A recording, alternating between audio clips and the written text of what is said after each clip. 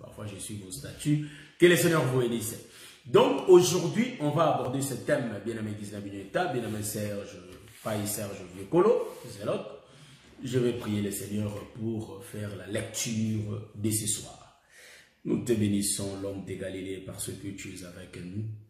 Te prions de commencer avec nous, éternel mon Dieu, mon roi. Enseigne-nous ta parole. Car, éternel, toi tu avais bien dit que nous ne resterons pas des orphelins, que tu es toujours avec nous. Donc tu seras avec nous. Tu es avec nous maintenant, éternel. C'est pourquoi j'ai bien vu que Moïse ne faisait pas la marche seul, mais il a toujours été accompagné par toi. Alors pourquoi quand les dangers étaient arrivés devant la mer Rouge, tu t'es manifesté au travers du bâton. Éternel, mon Dieu, mon roi, nous avons le véritable bâton au milieu de nous, qui est le Seigneur Jésus-Christ. Enseigne-nous ta parole, montre-nous les choses cachées, les choses qu'on n'arrive pas à bien voir. Mais ouvre-nous les yeux pour que nous voyions. Car ton problème, c'est que tu aimes faire à ton peuple, c'est de les ouvrir les yeux. Tu marchais avec les disciples, éternel mon Dieu, mon roi, tu les as ouverts les yeux pour qu'ils puissent connaître que tu es au milieu d'eux. Éternel, ouvre-nous les yeux au nom de Jésus. Amen. Shalom, shalom, shalom, et bien-aimés, merci pour la patience parce que vous êtes toujours là. Rapidement, je vais prendre l'écriture, oui. Je vais prendre l'écriture. Je suis dans le livre de 2 Samuel, chapitre 3. Aujourd'hui, c'est l'introduction, frère. Donc, nous allons continuer le samedi prochain. Donc, aujourd'hui, ce n'est rien que l'introduction. Mais le samedi prochain, je vais continuer. Donc, le mardi, je ne suis pas là. Tous les mardis, je ne serai pas là.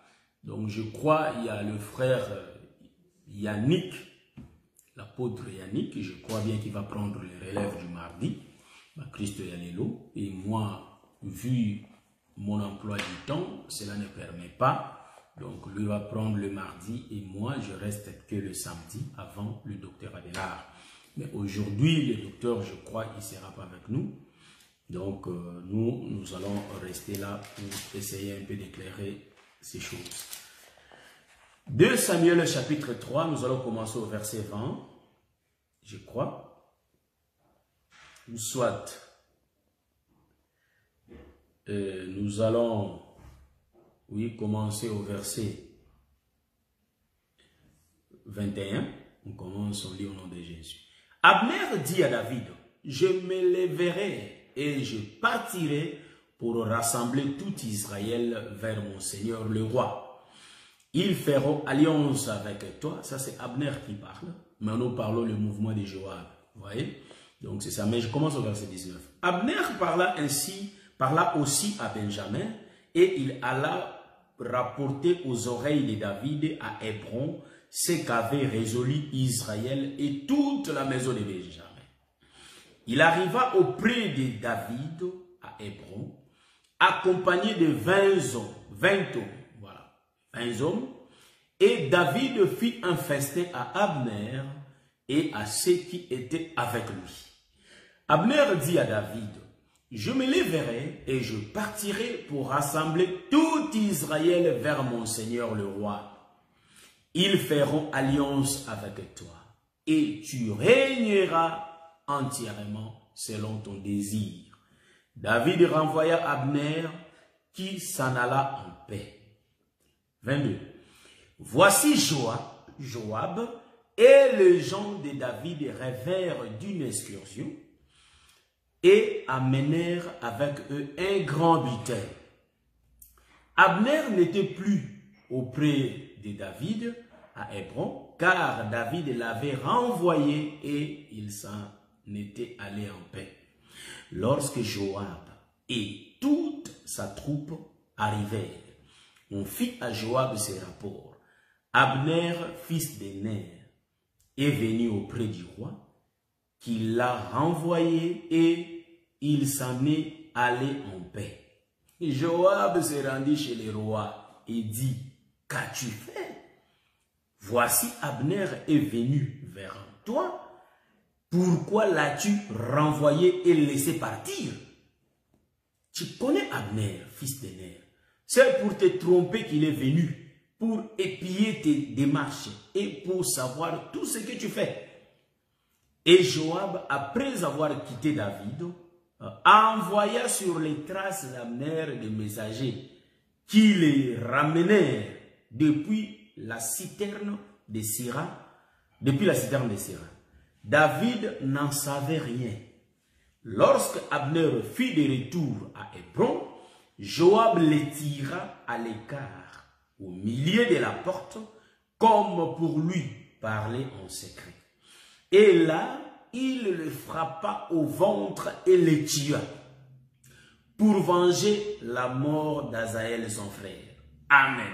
Bon, la lecture est tellement longue et tellement longue, mais je crois que par la grâce de Dieu, nous allons décortiquer ces choses. Il y a plusieurs des mouvements de Joab qu'on va parler, mais aujourd'hui, je ne crois pas on saura tout dire. Donc, je prends notre deuxième écriture. Ça, c'était la première écriture, vous voyez. Donc, selon les versets ne sont pas inspirés, ni les chapitres. Ce sont les écritures qui sont inspirées, vous voyez. Donc, le verset, les chapitres, c'est les œuvres des théologiens, vous voyez. Donc, c'est pourquoi je dis que notre première écriture, quand même il y a beaucoup de versets. Nous allons prendre notre deuxième écriture. Nous sommes dans le livre d'Ésaïe, Ésaïe chapitre 38. On a une troisième, mais nous allons pas lire la troisième aujourd'hui. Nous prenons le livre d'Ésaïe chapitre, voilà, Ésaïe chapitre 38, le verset 1. Supportez-moi, je cherche l'écriture. Le verset 1, je crois bien, jusqu'au 5e verset. Nous lisons notre Dieu. En ces temps-là, Ézéchias fit malade à la mort. Le prophète Ésaïe, fils d'Amon, vint auprès de lui et lui dit, « Ainsi parle l'Éternel, donne tes ordres à ta maison, car tu vas mourir et tu ne vivras plus. » Ézéchias tourna son visage contre le mur et fit cette prière à l'Éternel. « Ô Éternel, souviens-toi que j'ai marché devant ta face avec fidélité et intégrité de cœur, et que j'ai fait ce qui est bien à tes yeux. » Ézéchias répandit d'abondantes larmes. Puis la parole de l'Éternel le fit adresser à Ésaïe en ces mots. « Va et dis à Ézéchias, ainsi parle l'Éternel, le Dieu de David, ton père. J'ai entendu ta prière, j'ai vu tes larmes. Voici, j'ajouterai à tes jours 15 ans. » Voilà, donc je peux... Donc on se limite là. Que le Seigneur vous bénisse. On a déjà prié pour la parole. On a lu le bien-aimé Abner ainsi que Joab, il y avait David, il y avait le peuple, il y a beaucoup de gens. Vous savez que la lecture qu'on a fait dans les livres de 2 Samuel, chapitre 3, en commençant au verset 19e jusqu'à 27e, c'est tellement beaucoup, il y a plusieurs chambres, donc plusieurs vents. Donc, c'est les Écritures qui exhibent des vents impétueux. Donc, il faut bien voir comment le mouvement se passe. Donc, c'est vraiment une zone de turbulence. Vous voyez? C'est ça, donc, une turbulente zone. Mais, par la grâce de Dieu, pour les rendre faciles, c'est pourquoi nous avons pris l'écriture, l'écriture d'Ésaïe, pour essayer un peu d'éclairer. Donc, si le Seigneur nous le permet, on va toucher aussi l'écriture de Genèse, là où on va expliquer Joseph dans la prison. Vous voyez? Donc, le Seigneur nous fasse grâce, que le Seigneur nous fasse grâce pour que, mollo, nous arrivons à expliquer ces choses. On a bien lu, donc je commence à répéter d'abord les songes, vous voyez? Donc on ne saute pas directement à expliquer les choses, mais il y a d'abord les songes qui se disent. Donc, ici, le prophète nous a montré, le prophète Samuel, il nous a relaté l'histoire, comment Abner était mort. comment, par la trahison, Joab avait tué Abner. Vous voyez? Donc, Abner, vous connaissez bien qu'après la mort du roi Saül, quand le roi était mort, en réalité, la tribu de Benjamin ne conduisait pas le peuple. Vous savez ça? Et vous allez voir que de l'autre côté, donc Dieu a fait les changements. Est-ce que vous voyez ça? Les changements. Il y avait le roi qui dirigeait le peuple, c'était Saül, de la tribu de Benjamin. C'est pourquoi nous disons qu'un roi qui sort de la tribu de Benjamin. Remarquez. Et de l'autre côté, le Seigneur a choisi David. Mais celui qui va régner en premier, c'est le roi de la tribu de Benjamin. Vous voyez ça? Et maintenant, quand le roi était mort, en réalité, nous le savons que le Seigneur avait déjà avant parlé, au travers de ses prophètes, qu'il avait choisi David. Mais David n'a pas facilement, ou soit directement, conduit cette tribu de Benjamin. Vous voyez? Parce que quand David était devenu roi, il était le roi. Voyez-vous? Il est de la tribu de Juda. Et après, il a conduit Benjamin ainsi que tout Israël. Vous voyez? Donc, Israël s'était divisé au temps de Roboam, le fils de Salomon. Vous voyez? Donc, Israël avait un seul roi. Le roi Saül vient, le roi David vient, le roi Salomon vient. Et quand le roi Roboam vient, c'est alors que Jéroboam aussi va sortir. Donc il y a eu la division. Aujourd'hui, c'est l'introduction. Ne vous inquiétez pas, il y aura beaucoup de virgules et de révélations dans ces choses que nous avons soulevées. Pourquoi nous avons dit que c'est une zone de turbulence, là où il y a beaucoup de mouvements, mais le Seigneur nous donnera la sagesse et la méthode. Comment les expliquer pour que nous les captions tous. Donc, nous revenons.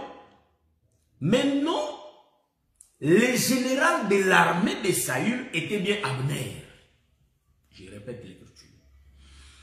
Abner, là, si nous rentrons avant, parce que quand un prédicateur prêche, il faut qu'il connaisse l'histoire. Donc, il faut patrouiller les écritures, comprendre les textes, ouais, et les contextes. Quand bien même que nous sommes les aigles, comme Dieu lui-même qui avait volé avec Israël depuis l'Égypte. Donc nous sommes dans ces vols de Dieu. Nous sommes tentés de voler. Vous voyez? Donc ici, vous allez comprendre que Abner, c'est lui qui était le général de l'armée. Mais il était sorti avec la mère de Benjamin. Est-ce que vous comprenez ce que j'ai dit? Donc quand je dis la mère de Benjamin, en réalité, la femme de Saül. Je crois que j'ai bien lu l'écriture là. Donc je suis tellement direct en live. Donc je crois ça. Donc l'enfant était mécontent. C'est alors qu'Abner va dire. L'enfant va parler à Abner, ce qu'il avait fait. Vous voyez? Et Abner va dire, vous savez que le Seigneur a déjà choisi David qui va conduire tout Israël. Vous connaissez ces choses. Voilà pourquoi Abner va se déplacer pour descendre vers David. La mission d'Abner était quoi? La mission d'Abner était, il faut qu'il réunisse et la tribu de Benjamin ainsi que la tribu de Juda. Mais c'est Abner qui va faire ce travail, car la tribu de Benjamin ne voulait pas se prosterner devant David. Voyez-vous ça? Maintenant, Abner va faire un travail de descendre vers David à Hébron, là où il était, qu'ils puissent parler ensemble. Après avoir parlé, voyez-vous, et Abner va rentrer pour aller sensibiliser le peuple, pour ramener le peuple, pour que le peuple adore, ou soit se prosterne, ou soit obéisse à David. Vous voyez ça? David vient, pardon, Abner descend, il parle avec David, ils arrangent toutes choses, et après avoir parlé avec David, David va faire un festin, et après cette fête, Abner va retourner. Et quand Abner retourne, il y a Joab qui arrive avec sa troupe. Parce que Joab était le général. C'est la fille de la sœur de David. Pardon, c'est le fils de la fille. Pardon, c'est quoi? Qu'est-ce que j'ai dit? La sœur de David, son fils, était Joab. Maintenant, Joab, le général Joab, c'est lui qui était le général. Vous savez qu'à un moment, Joab était devenu insolent devant David. Donc, il répondait David pas correctement. Comme il se sentait, il avait le pouvoir, la force. C'est lui qui avait tué Absalom. On va bon, je ne sais pas si on va y arriver, mais petit à petit, on va essayer un peu de décortiquer ces mouvements. Remarquez, c'est lui qui avait dit, il dit à David, pourquoi tu as laissé retourner Abner? Du coup, on a deux généraux.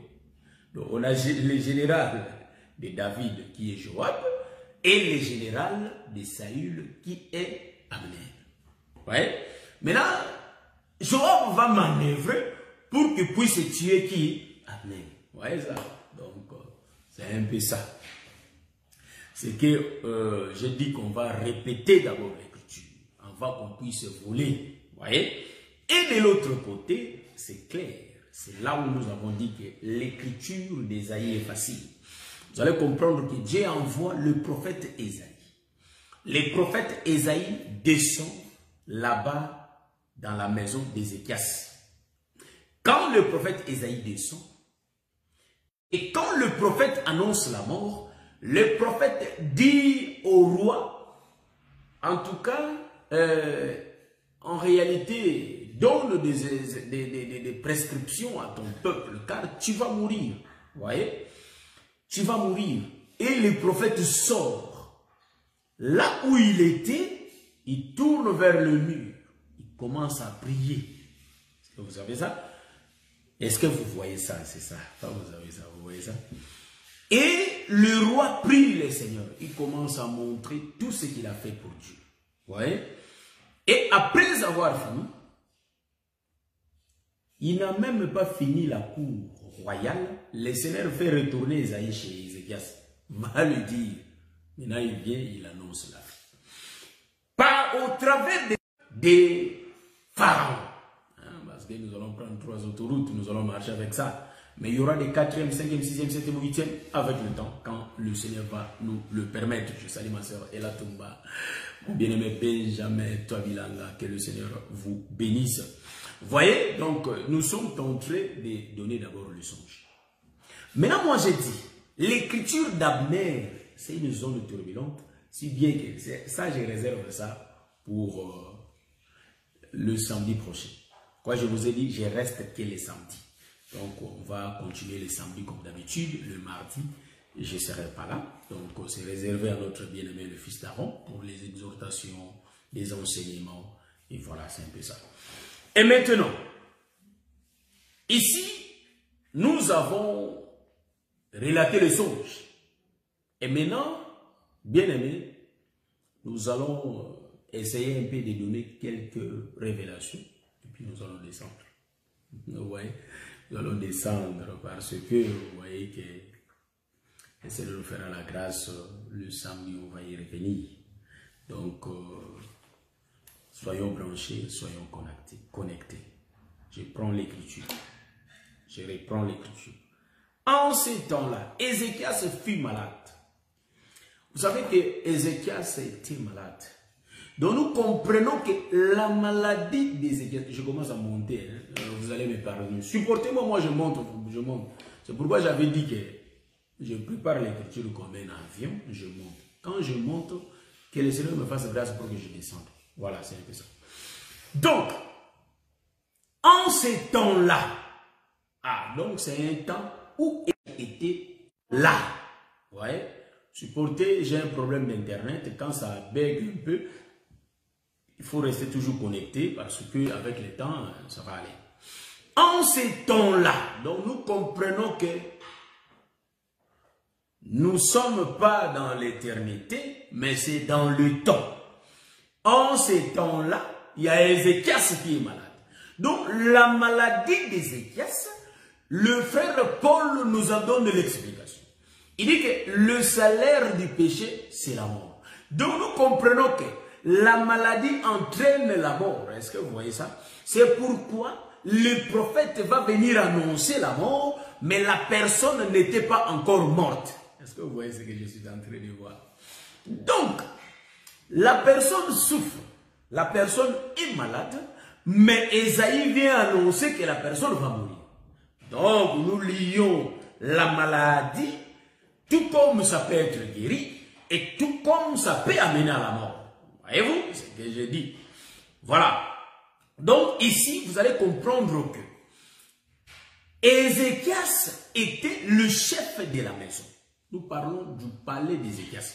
Donc, la maison était la maison d'Ézéchias. Et Ézéchias, dans cette maison, c'est lui qui était la tête. Est-ce que vous comprenez ce que je dis? Donc, Ézéchias, c'est lui la tête qui conduisait tout le corps. Donc, le corps étaient les membres de sa maison. C'est pourquoi, quand le prophète arrive, il dit à Ézéchias d'instruire sa maison, de donner des prescriptions, car il va mourir. Nous comprenons que Ésaïe qui vient, il est l'ombre de Moïse qui vient annoncer que Jésus va mourir. Est-ce que vous comprenez ce que je comprends? Bon, nous allons tourner dans plusieurs sens. Ésaïe, c'est l'ombre de Moïse. Hein? Je prends ça dans cette portion d'abord, parce que nous virgulons beaucoup.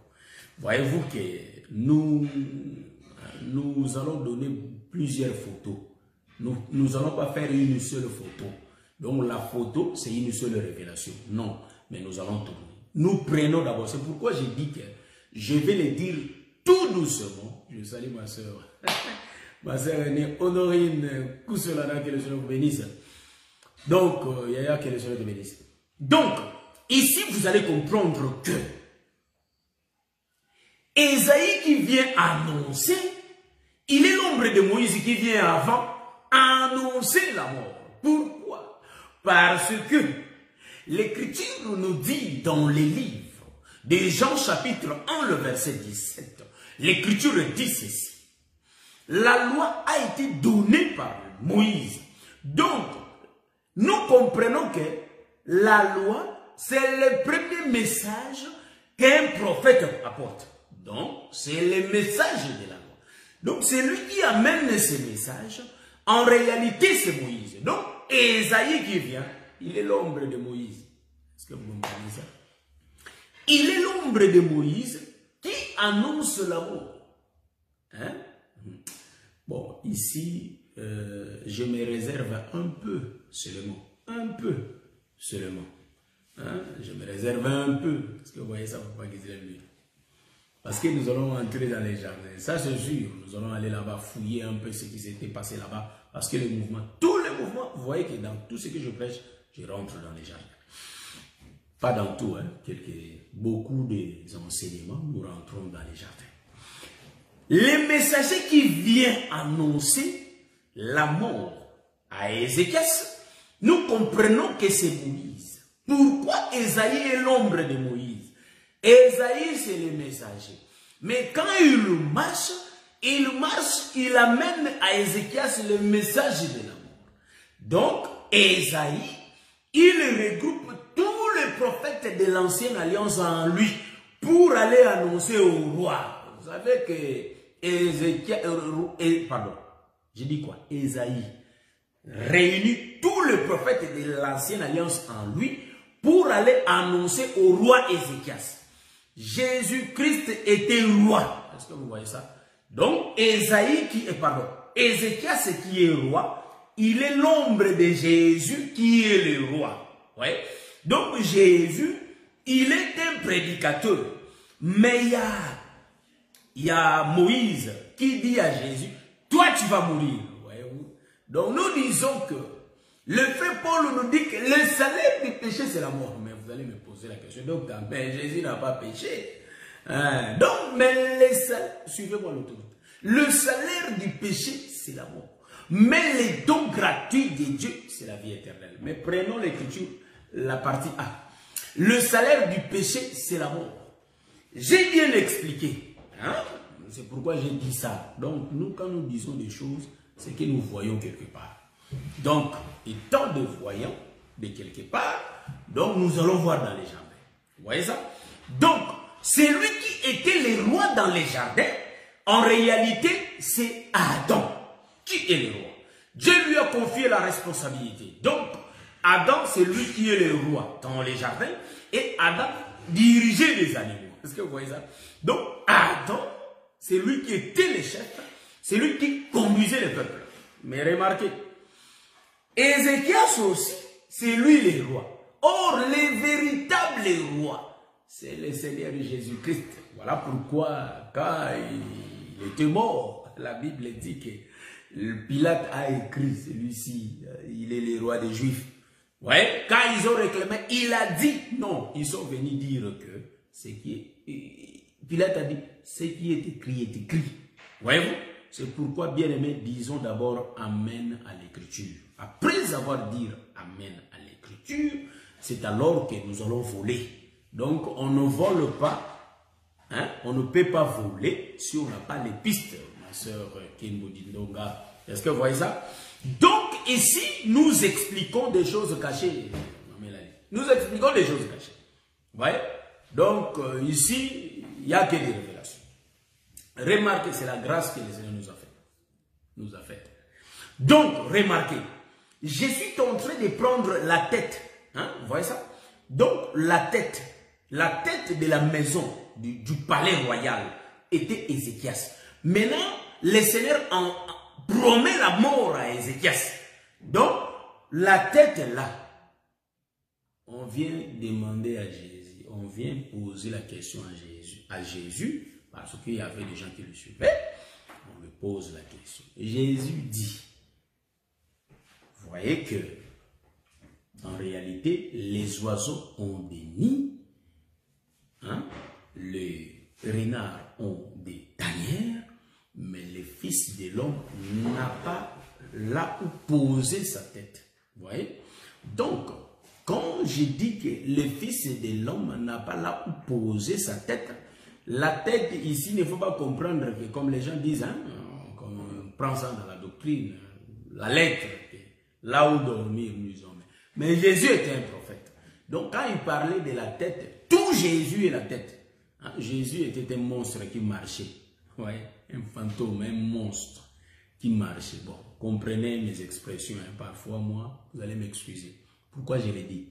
Jésus, à la manière des hommes, on voyait un homme qui marchait physiquement comme nous. Mais or, c'était la tête qui marchait. C'est pourquoi ce phénomène Jésus, l'homme phénomène, c'est Christ le Seigneur. Pourquoi? Parce que quand Jean-Baptiste l'avait vu, il a dit, voici l'agneau de Dieu qui ôte le péché du monde. Et vous voyez ça? L'agneau de Dieu. Donc Jésus était un agneau. Maintenant ici, là où posait sa tête, Jésus, tout Jésus qui marchait, c'était une tête qui marchait sans corps. Est-ce que vous voyez ça? Donc ici, Jésus, même s'il avait des pieds, nous disons que par rapport à l'écriture, c'est la tête qui marchait, mais la tête qui n'avait pas le corps. Vous voyez? Donc ici, quand je vois Ézéchias, Ézéchias c'est la tête. On promet la mort à la tête. Donc on promet la mort au roi. C'est pourquoi même les Juifs disaient que cet homme doit mourir. Pourquoi? Il blasphème Dieu. Il a blasphémé Dieu. Donc le roi va mourir. J'ai essayé d'expliquer, c'est Jésus le roi. On lui promet la mort. Est-ce que vous voyez ça? Et nous voyons que Ésaïe le prophète, l'ombre de Moïse qui vient annoncer la mort au roi Ézéchias. Donc, Ézéchias, c'est lui la tête. Retournons dans les jardins. Nous voyons que dans les jardins, nous voyons Adam qui est le roi. Et maintenant, Adam, c'est lui la tête. Voilà pourquoi Dieu avait promis la mort. Donc, Dieu qui parle dans les jardins, nous voyons Dieu là, c'est Ésaïe qui est en train de parler. Il promet la mort. Il promet la mort comment? Au travers de l'arbre. Donc l'arbre est là, c'est ça l'enseignement de Dieu. En d'autres termes, l'enseignement que portait Ésaïe, nous disons que c'était l'arbre qu'il portait vers Ézéchias. Est-ce que vous voyez ça? Parce que l'arbre de la connaissance du bien et du mal, c'est ça l'enseignement là, de la loi. Donc en réalité, Dieu s'est caché dans l'arbre. Donc l'enseignement s'est caché dans l'arbre. Cela veut dire quoi? Celui qui va consommer cet enseignement va mourir. Est-ce que vous voyez ça? Est-ce que vous voyez ça? C'est pourquoi vous allez comprendre que Dieu, dans l'ancienne alliance, il était toujours en colère. Vous voyez ça?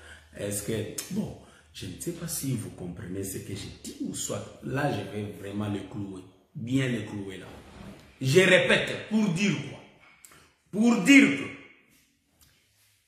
j'ai pas vu mon bien-aimé frère François, mais par la grâce de Dieu, peut-être c'est pas là. Donc, pour dire quoi?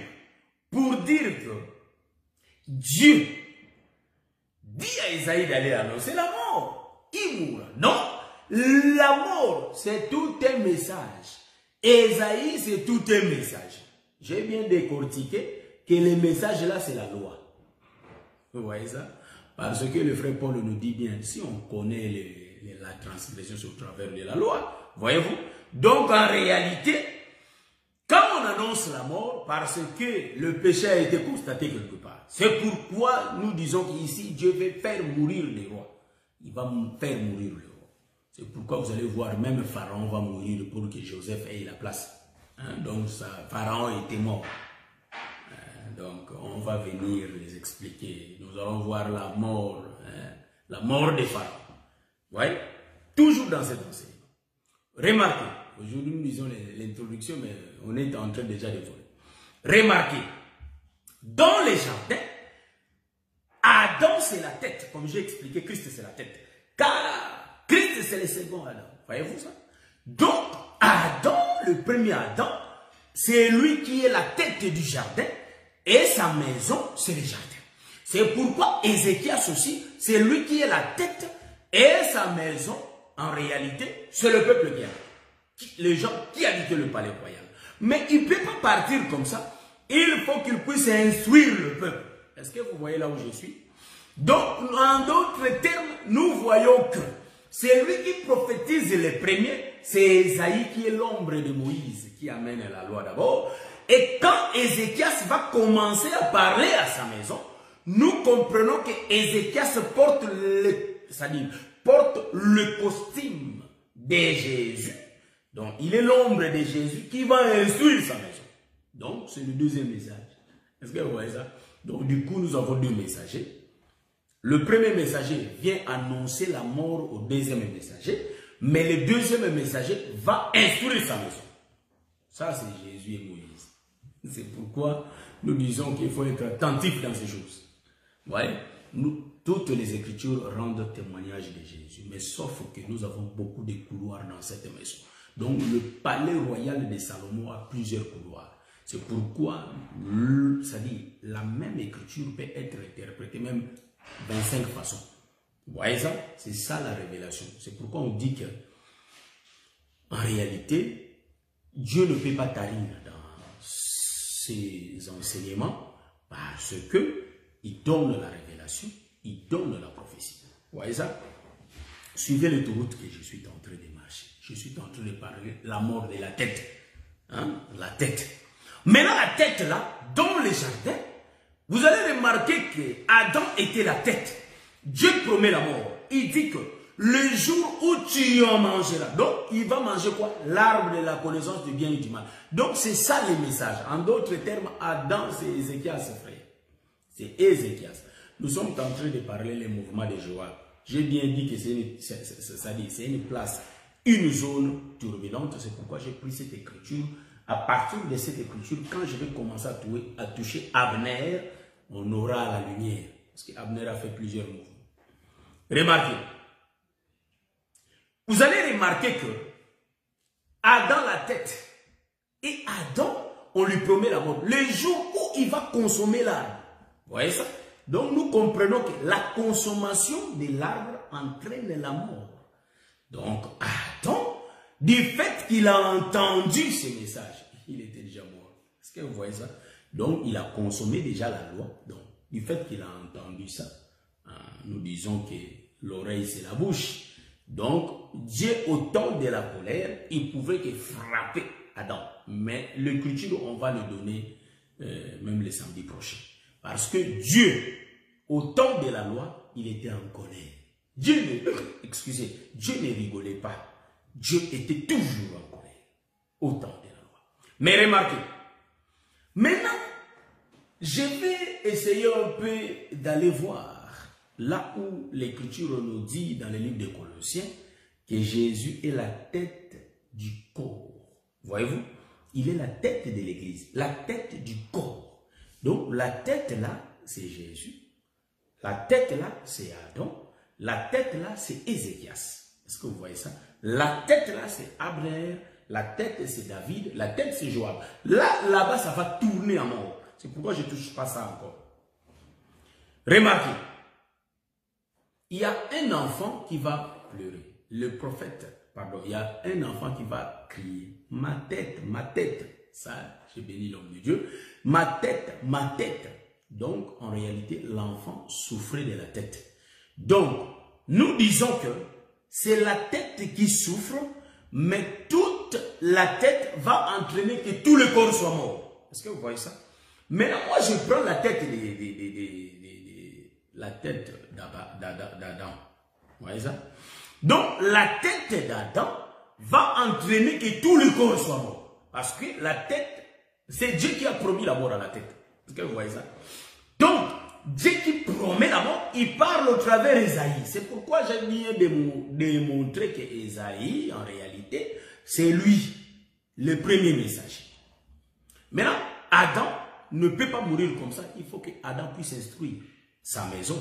Donc, Adam, quand il commence à instruire sa maison, en réalité, Adam commence à instruire Ève. Que le jour où tu mangeras cet arbre, tu mourras. Donc, si Ève connaissait la loi, parce qu'elle avait entendu la loi, donc Adam va donner les instructions chez la femme. Est-ce que vous voyez comment je suis entré? J'ai dit vraiment que je vais enlever toutes les virgules pour que je sois un peu clair. Vous voyez ça? Maintenant, Ésaïe vient, il annonce la mort. Donc, quand il annonce la mort, il est en train d'annoncer la mort à la tête qui va mourir, qui est le roi. Donc, le roi, on a expliqué, c'est Jésus qui devrait mourir. Voyez-vous? On a annoncé la mort à Jésus. Bon, ça c'était la première photo, ou soit la première autoroute. Moi, je viens avec des photos pour que la première image. Je prends Ésaïe qui vient, parce que j'ai dit Ésaïe c'est Moïse. Maintenant, remarquez, dans le jardin, j'ai dit que le Dieu qui parlait, c'est lui Moïse qui tuait la tête. Vous voyez ça? C'est pourquoi l'enfant là a crié ma tête, ma tête. Quand vous connaissez l'histoire, l'enfant, c'est-à-dire le fils de la Soulamite, qui est le prophète Élisée avait prié pour elle et elle avait conçu un enfant. Et le fils était devenu malade jusqu'à mourir. Mais il avait crié sur la tête. Je crois que nous connaissons cela. Nous tournons pour dire quoi? Ça, nous avons frôlé ça. Mais nous tournons pour dire quoi? C'est à partir de la tête que tout le corps est mort. Je suis tenté de faire des virgules. J'ai virgule pour dire que dans la maison d'Ézéchias, voyez-vous, la mort est annoncée. Mais celui qui avait compris, entendu le message de la mort, c'était Ézéchias. Or, Ézéchias, il est l'ombre d'Israël. Donc, vous voyez, j'ai changé des photos, des cartes. Maintenant, ce n'est pas l'ombre de Jésus, c'est l'ombre d'Israël. Israël et Ézéchias qui écoutent la loi. Or, celui qui amène la loi, en réalité, nous comprenons que c'est Ésaïe. Ici, Ésaïe, il est toujours l'ombre de Moïse. Mais si je vais dans les jardins, Ésaïe qui vient annoncer la loi, en réalité, il est venu tuer Israël. Car Israël n'a pas eu la vie. Israël, en réalité, n'a pas reçu le Seigneur. Parce que ils avaient une barrière qu'on appelle la loi. Ils ne pouvaient pas voir Dieu. C'est pourquoi Israël est l'ombre de Moïse qui ne pouvait pas voir la face de Dieu, qui ne pouvait pas voir en réalité la gloire du Seigneur. C'est pourquoi Jésus, Dieu, pardon, le Seigneur, c'est la même personne, mais on respecte les autoroutes, on respecte les bords. C'est pourquoi Dieu, quand il avait apparu à Moïse, Dieu a mis la barrière qui était sa main. Vous voyez ça? Donc, en réalité, c'était la loi qui empêchait Moïse de voir. Donc, l'enseignement, c'est l'arbre qui était au milieu, qui s'est présenté. Donc, quand Dieu a mis sa main, en réalité, c'était l'arbre de la connaissance du bien et du mal qui empêchait Adam de vivre. Parce que c'était la tête qui était malade. Donc, ici, vous allez remarquer que Moïse ne pouvait pas voir Dieu parce qu'il y avait l'enseignement de la loi qui était là, qui empêchait Moïse de voir. Mais Dieu voit partir, donc Dieu va passer, et quand Dieu passe, Moïse regarde, il voit Dieu par le dos. Donc le dos et il y a la chevelure. Est-ce que vous voyez ça? Donc il a vu le derrière. Ah bon, comment expliquer ça? Bon, il a vu quand même, hein? Il a vu quand même. Bon, je vais tourner. C'est moi bien. Je vais tourner. Maintenant ici vous allez remarquer. Moïse, il regarde, il voit la main. Donc la main explique la loi. Pourquoi la loi? Parce que vous allez remarquer que la main, c'est de l'eau qui va couler, qui va faire, c'est de l'eau qui va tomber du ciel, parce que Élie, quand il voulait ouvrir le ciel pour que la pluie tombe, il y avait la présence, voyez-vous? Donc la nuée avait pris la forme de la paume de main, d'une main de l'homme, voyez? Donc la paume, là, que la nuée a pris la forme, était sous une forme de la main de l'homme. Vous voyez ça? Et la pluie était descendue par là. Nous comprenons que la main là, le 5 doigts de la main, explique l'enseignement de la loi. Hein? L'enseignement de la loi. Nous disons que le 5 livres de Moïse englobe toute l'ancienne alliance. Vous voyez ça? Donc nous disons que c'était la loi. Donc Dieu a empêché Moïse de voir. Mais quand Dieu passe, vous allez remarquer que Dieu, en réalité, il va passer. Donc Moïse par la face, il a vu la main, que j'ai expliqué la loi. Mais en réalité, quand il va passer, il va présenter son dos. Qu'est-ce qui est son dos? Aujourd'hui, je prêche tout doucement. Je suis en train d'enseigner tout doucement. Le dos de Dieu explique les Écritures, frère. Est-ce que vous voyez ça? Donc, quand Moïse regarde, il voit les Écritures. Ah, bon. Ici, Moïse qui regarde, ce n'est pas Moïse, c'est l'Église qui regarde. Mais l'Église voit quoi? Il voit la chevelure, il voit les Écritures. Vous voyez ça? C'est pourquoi l'Église a reçu les Écritures, mais il faut que l'explication des Écritures vienne. Quand je parle de ça, je suis en train de voir Pharaon qui avait reçu l'Écriture, c'est-à-dire les songes. Mais Pharaon, comme l'ombre de l'Église, il faut qu'il reçoive l'explication. Donc, la chevelure et les dos, en d'autres termes, c'est les Écritures, c'est la loi. Mais quand Moïse fait le deuxième regard, nous disons qu'il n'est pas Moïse Israël, mais il devient Moïse Église. Pourquoi? Parce que il a vu la forme, c'est pas la main, hein? Mais en réalité là-bas il a vu la chevelure, il a vu le dos, voyez-vous? Donc il a des détails de voir les Écritures, mais sauf que il faut que l'interprétation vienne. Hein? C'est pourquoi j'ai appelé l'Église. Vous allez dire que, mais non, il n'y a pas l'interprétation, pourquoi il peut être l'Église? Oui, nous disons Amen, l'Église. Pourquoi? Parce que c'est le même Moïse qui regarde, il voit la main. En d'autres termes, la main a été interprétée par le dos et les cheveux.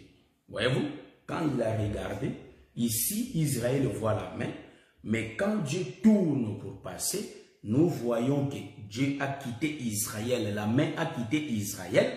Quand la main touche l'Église, en réalité, l'Église reçoit l'explication que la main là, les Écritures. Vous voyez comment j'ai tourné? La main là, les Écritures, mais en réalité, la loi. Mais en réalité, la main est expliquée par la chevelure.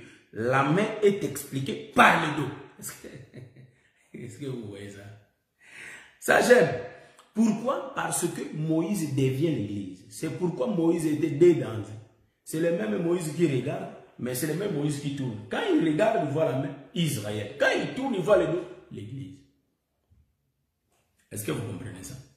Voilà. C'est pourquoi je vais prendre aussi Je ne donne pas tant d'écriture, mais tout ce que je parle, c'est Exode. Vous voyez ça?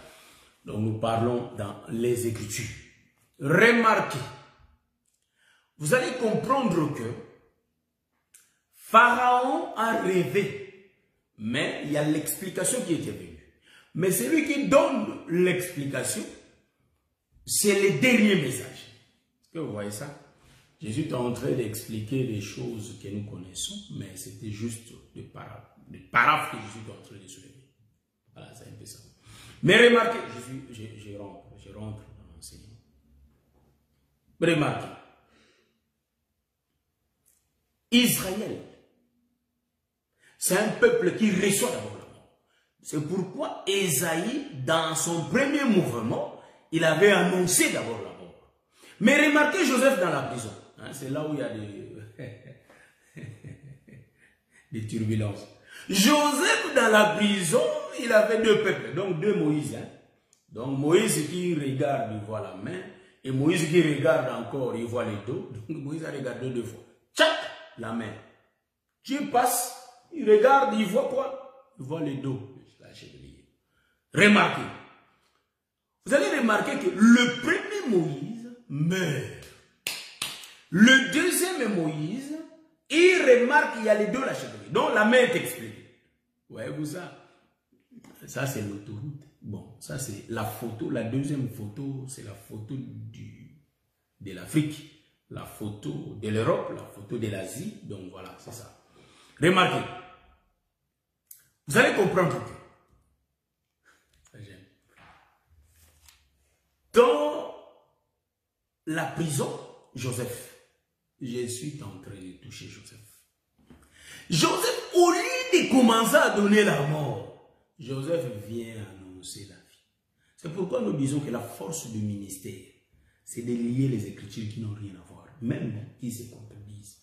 Mais le ministère est là pour les relier. L'Écriture dit, si vous voyez la querelle des frères, sachez-le bien qu'il y a un verrou là-dedans. Est-ce que vous voyez ça? Comme le dit toujours le docteur Pichou. Vous voyez? Donc, si vous voyez la querelle des frères, donc il y a un verrou. Est-ce que vous voyez ça? Donc nous disons que les frères en réalité sont les écailles des crocodiles qui ne se chamaillent pas. Ils ne se battent pas. Est-ce que vous voyez ça?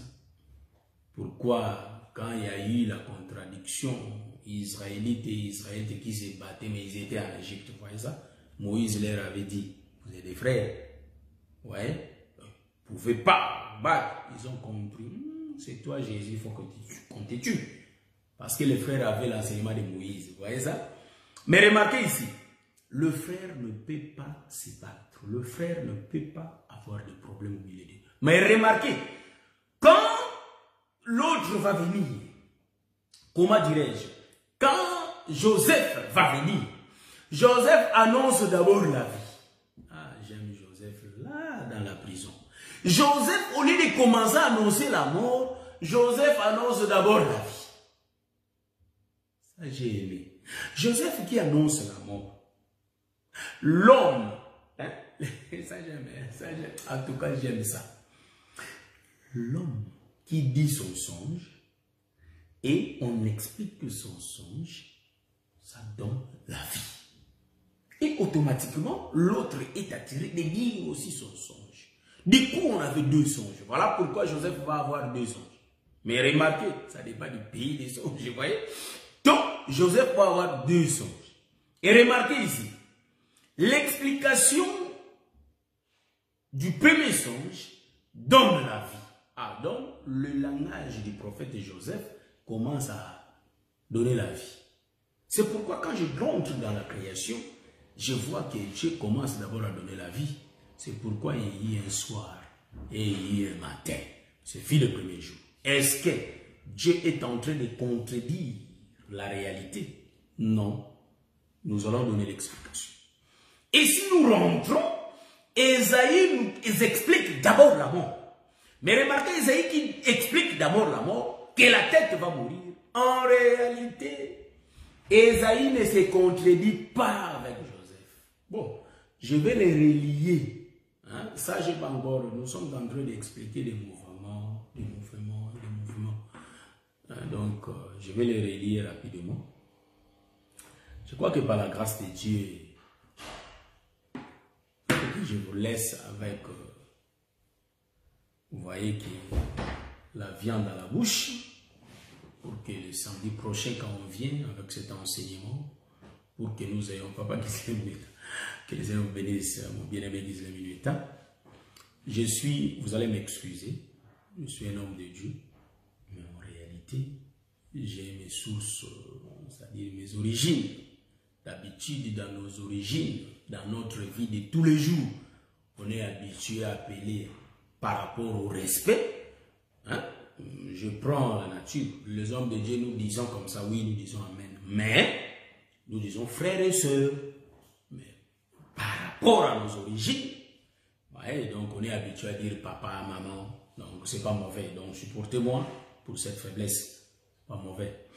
Donc, ici, vous allez comprendre que on a annoncé la mort. J'ai expliqué. Ah, donc quelque part, c'est qu'il y a eu le péché. Voilà pourquoi, mes bien-aimés, le Seigneur parle jusqu'aujourd'hui. Je vais exhorter quelqu'un. Je suis en train de... Hein, nous allons donner l'exemple. Vous savez que le Seigneur parle jusqu'à nos jours. Le Seigneur quitte le ciel. Il cherche son serviteur pour lui passer le message. Il cherche sa servante pour lui passer le message. C'est pourquoi l'Écriture dit que Dieu nous parle tantôt d'une manière, tantôt d'une autre. Quand nous sommes dans le profond sommeil. Cela veut dire quoi? Étant des chrétiens, nous avons les Écritures. Nous avons le serviteur qui nous prêche, les hommes de Dieu. Mais sachons-le bien que 1 Corinthiens chapitre 12 existe. Est-ce que vous voyez ce que je dis? Vous voyez? Donc, un chrétien, une chrétienne, doit toujours avoir des relations intimes. Donc, son intimité avec son Créateur. Il faut qu'il y ait toujours la liaison là. Est-ce que vous voyez ça? C'est pourquoi vous allez comprendre que la tête se relie avec le corps au travers du cou. Donc, il faut que le cou réunisse et la tête et le corps. Il faut que le sang passe, de l'eau passe. Voyez-vous? Il faut qu'il y ait la liaison. Donc, nous disons qu'un chrétien doit être fort dans la vie de prière. Un chrétien doit fuir le péché. Un chrétien, soit une chrétienne automatiquement, une chrétienne, nous sommes dans un chrétien. Voyez? Donc, vous allez voir qu'il faut que nous aimions la prière. Donc, quand nous aimons la parole, nous disons Amen, nous acclamons et aimons aussi la vie de prière. Car si nous avons cette intimité, c'est alors que le Seigneur vient nous passer des messages. Nous prions ici, mais le Seigneur peut nous passer le message de notre bien-aimé Gisèle Minueta. C'est possible. Vous voyez? Car Dieu nous parle tant que nous avons l'intimité avec lui. Voyez-vous? C'est pourquoi Dieu n'aime pas les gens qui n'obéissent pas à sa parole. Dieu aime les gens qui sont fidèles à l'obéissance de la parole. Ne suivons pas ce monde car il y a beaucoup de distractions. Mais nous, soyons concentrés et ayons cette vie de prière. La prière augmente la puissance de la vie chrétienne de l'homme. Voyez ça? C'est l'encouragement que j'encourage mes bien-aimés frères et sœurs de se donner dans la vie de prière. Beaucoup de choses, peut-être de légèreté qui étaient en toi, en moi, mais quand nous nous sommes assurés dans la prière concentrée, et il y a la grâce du Seigneur qui nous fait parvenir, c'est-à-dire à surpasser beaucoup de choses. Voyez-vous, c'est la grâce du Seigneur qui fait de sorte que nous échappions à beaucoup de choses. Voyez-vous, donc si nous sommes des vainqueurs, ce n'est que grâce à l'Éternel. Voyez ça? Donc un chrétien qui n'a pas assez de vie de prière, vous allez remarquer beaucoup de légèreté en lui. Ouais? Parce que la vie de prière n'est pas trop. Mais aimons cette vie de la parole et aimons aussi la vie de prière. Quand nous sommes vraiment dans l'intimité avec Dieu, c'est alors que Dieu, quand il va regarder notre marche, si nous avons sa crainte, il va commencer à dire, as-tu vu mon serviteur? As-tu vu ma servante? Donc Dieu va commencer à s'inventer de toi. de moi. Parce que nous avons la crainte, quelles que soient des attaques, quelles que soient des tribulations, quels que soient des problèmes, le Seigneur nous donne cette capacité de tout surmonter si nous sommes vraiment dans la vie de prière. Est-ce que vous voyez ça? Donc j'encourage le peuple d'avoir cette vie de prière. C'est pourquoi cette vie nous amène loin.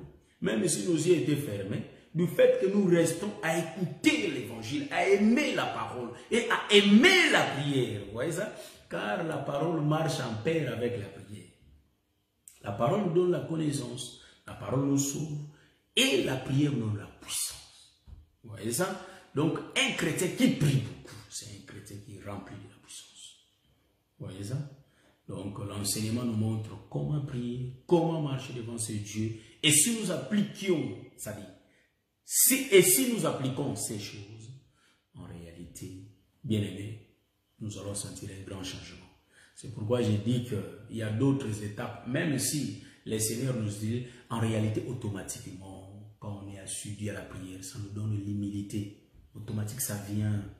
Parce que la gloire est réservée qu'à un seul homme. C'est pourquoi, même quand on avait présenté, Pilate avait présenté le Seigneur, il a dit, voici l'homme. Il n'y a pas deux hommes. Il n'y a pas deux hommes. Il n'y a qu'un seul homme qui est le Seigneur Jésus-Christ. C'est pourquoi, bien aimés, aimons cette vie de prière. Aimons cette vie de l'obéissance de la parole de Dieu. C'est très important. Voyez-vous? Donc, dans ça, si nous marchons comme ça, dans ça, il y aura les mariages. Dans ça, il y aura la prospérité. Dans ça, il y aura la prospérité. Donc, si nous pratiquons la parole, si on ne met pas au monde, le Seigneur nous donnera des enfants. Voyez-vous? Donc, dans ça, le Seigneur va bénir. Si nous cherchons du travail, il dit qu'il forme de bons projets pour nous. Ce n'est pas des projets de malheur, mais ce sont des projets de bonheur. Voilà pourquoi, mes bien-aimés, nous pouvons voler, mais il faut que nous retournons, car le frère Paul dit, nous sommes encore dans cette tente. Il faut parler aussi de l'Autriche. Voyez-vous ça? Nous sommes des aigles, mais quand nous volons, nous descendons, il faut expliquer aussi la vie de tous les jours. Donc la doctrine, c'est très important, car la vie se donne dans les airs et la terre. Vous voyez que le ciel et la terre est séparé par l'étendue. Donc c'est les coups, l'étendue c'est le cou. Vous voyez? Donc le cou qui relie la tête et le corps. Donc nous comprenons que le ciel, en réalité c'est le Père, la terre c'est nous, mais nous sommes reliés par l'étendue qui est le Seigneur Jésus-Christ. C'est un enseignement qu'on connaît. Que le Seigneur vous bénisse. On va se voir le samedi prochain. Je n'ai pas trop parlé, mais je vais donner des écritures. J'ai été dans la colère. Donc, voyez, donc le Seigneur nous fasse grâce. Que le Seigneur nous fasse grâce pour que nous revenions. Pour que nous revenions pas mardi, le samedi prochain à 20h. Donc on sera là par la grâce de Dieu. Donc je vais mettre la musique. Aimons, en tout cas, ça je le répète. Si le Seigneur ne nous parle pas, c'est que nous ne marchons pas avec lui. En tout cas, si le Seigneur, quand bien même que nous lisons les Écritures, quand bien même que nous prêchons, mais si le Seigneur ne nous révèle pas des choses, le Seigneur, vous sentez que le ciel ne nous visite pas, il n'y a pas de lien. Je vais vous donner l'exemple. Moïse prêchait le peuple, Moïse exhortait le peuple, il donnait la loi, mais Moïse était en contact avec le ciel. Le ciel descendait pour parler à Moïse. Est-ce que vous voyez ce que je vois? Vous voyez ça?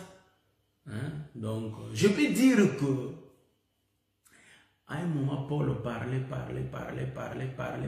Il croyait faire l'œuvre de l'Éternel. Mais Paul, dans le chemin d'Emmaüs, et dans le chemin de Damas, en réalité, dans le chemin de Damas, je réponds, le Seigneur était venu par la parole. Vous voyez ça? Et il y avait d'autres choses, le Seigneur, ça dit, le frère Paul montre par la révélation. Et là, je lui ai dit, mettez-moi à part. Il y avait déjà l'évangile. C'est pourquoi j'ai dit que la spiritualité, ou soit les dons spirituels, sont très utiles dans l'œuvre que nous sommes en train de faire. C'est très utile. Les dons spirituels ne concernent pas les ministres seulement. Non, les dons spirituels, c'est une question de tous les chrétiens. C'est pour le corps. Ça, c'est un don que le Seigneur a donné à tous les corps. Donc, le corps mystique a les droits de ça. Vous voyez ça? Donc, c'est un surplus que le Seigneur nous a donné. C'est pourquoi vous allez comprendre, il y a d'autres choses il faut que les dons soient en exercice. Donc la femme qui parlait bien là, la femme là, prophétisée, il y avait l'esprit de Python. Si les frères Paul avaient vu ça, parce qu'il y avait le discernement. Vous voyez? Donc prions que le Seigneur nous fasse grâce. Prions que nous restions en contact avec le ciel. En d'autres termes, que nous gardons de bonnes relations, de bonnes communions avec le Seigneur Jésus-Christ. C'est alors que nous sommes dans sa route. Vous voyez ça? Nous sommes dans le désert, il y a des scorpions, il y a des serpents, mais sachons bien que quand même il y a des serpents, mais le Seigneur a placé devant nous les serpents de rein sur une perche. Quand bien même il y a des serpents qui nous mordent, dont le siècle est présent, il y a beaucoup de problèmes, beaucoup de situations difficiles dans nos familles, il y a beaucoup de trucs. Mais bien aimé, le Seigneur Jésus-Christ est là comme le serpent de rein sur une perche. Si nous regardons que lui, il va tout résoudre. C'est pourquoi il a dit, venez à moi, vous tous qui êtes chargés, fatigués, je vous donnerai du repos. Voyez-vous? Donc, si tu as des charges, j'ai des charges, ça ne sert à rien que j'amène ça moi-même. C'est la souffrance inutile. Il faut aller déposer ça chez le Seigneur. Est-ce que vous voyez ça? Je salue mon bien-aimé Serge Boko, depuis quartier 9, que le Seigneur vous bénisse. Donc, en réalité, je vous dis que le Seigneur est avec nous. Un chrétien doit être prudent. Pourquoi il a dit que nous soyons prudents? Voyez-vous? Donc, le Seigneur nous a dit qu'on soit prudents. Vraiment, que le Seigneur vous bénisse, je vais mettre la musique. On va se voir le samedi prochain avec d'autres détails. D'autres détails. Mais j'ai dit que la zone de Joab, la zone d'Abner, c'est une zone turbulente. Là, nous allons virguler, nous allons beaucoup tourner pour essayer un peu de voir la lumière. Vous voyez? Que le Seigneur vous bénisse, que le Seigneur me bénisse, donc que le Seigneur nous bénisse. Donc, voilà, je vais prendre ça rapidement. Que le Seigneur vous bénisse, on se voit le samedi prochain à 20 h pour continuer notre deuxième partie.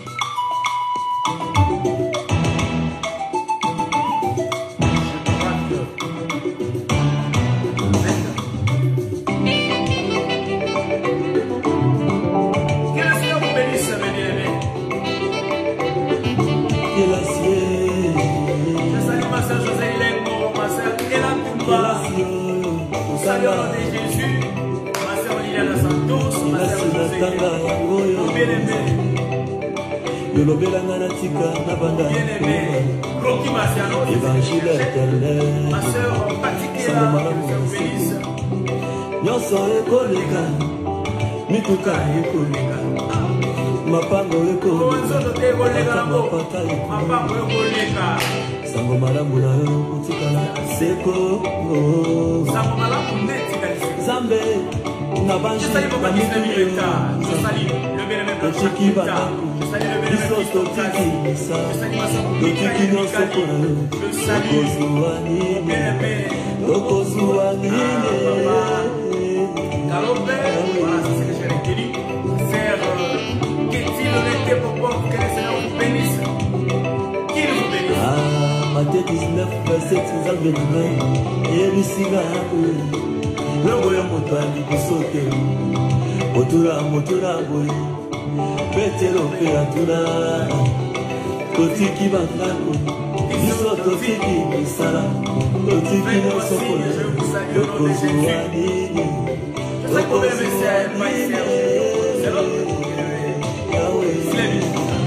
salut.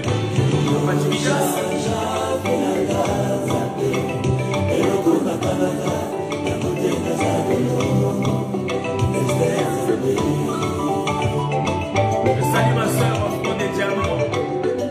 Ma soeur,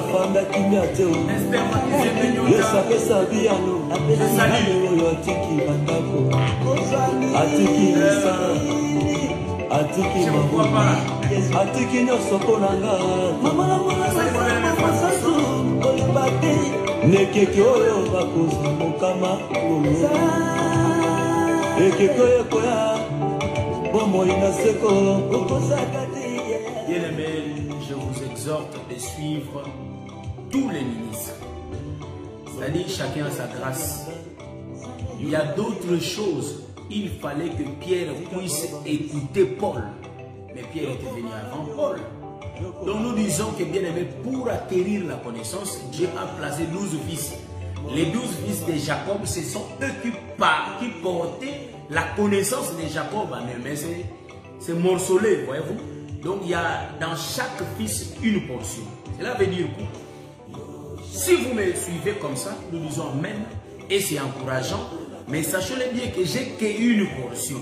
Mais l'autre portion, il faut aller encore écouter l'autre docteur, l'autre prophète, l'autre ministre. Je vous encourage et je vous en supplie. Il faut les écouter. Vous voyez ça? Très important. Je n'ai pas la totalité, c'est-à-dire je n'ai pas le monopole de l'évangile. Je n'ai pas la totalité. J'ai qu'une portion. C'est pourquoi même Paul, quand il parlait, Pierre écoutait. C'est pourquoi Pierre a dit, il faut faire attention à ce que Paul écrit, car c'est fort. Plusieurs en tournent le sens. C'est-à-dire, Pierre avait eu le temps d'écouter. Frères, mes bien-aimés frères et sœurs, soyons assurés, restons dans le pied des ministres pour écouter l'enseignement. Que le Seigneur vous bénisse. Donc, c'est vraiment ça.